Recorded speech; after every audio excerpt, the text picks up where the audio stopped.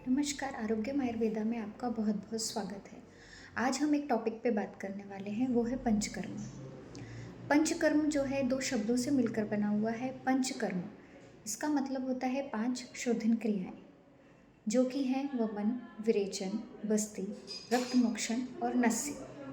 पंचकर्म क्यों किया जाता है, क्या होता है, ऐसे कई सारे प्रश्न जो है कई लोगों के मन में आते हैं। टॉक्सिन्स को बाहर निकालने की प्रक्रिया को हम पंचकर्म कहते हैं। पंचकर्म में सबसे पहले किए जाने वाले कर्मों में आता है पूर्व कर्म।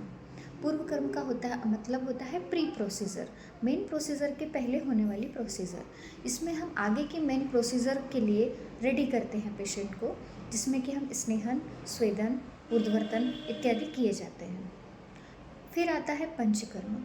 पंचकर्म को हम पेंटा बायो प्यूरिफिकेशन भी कहते हैं। इसके अंदर हम मेन कर्म करते हैं, जो कि मेन प्रोसीजर होती है।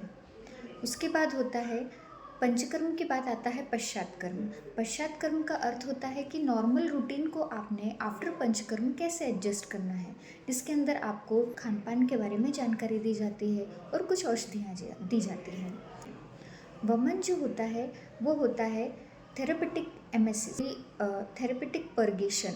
बस्ती प्रक्रिया का अर्थ होता है मेडिकेटेड एनिमा। कुछ औषधियाँ, तेल, काढ़े के द्वारा हम एनिमा देते हैं, जिससे कि शरीर में बढ़े हुए टॉक्सिन्स बाहर निकल जाते हैं। फिर आता है रक्तमोक्षण। रक्तमोक्षण का अर्थ होता है ब्लड लेटिंग। आता है नस्य में नॉस्ट्रल्स में हम तेल या अलग औषधियाँ डालते हैं, जिससे बढ़े हुए शरीर के दोष बाहर निकल जाते हैं।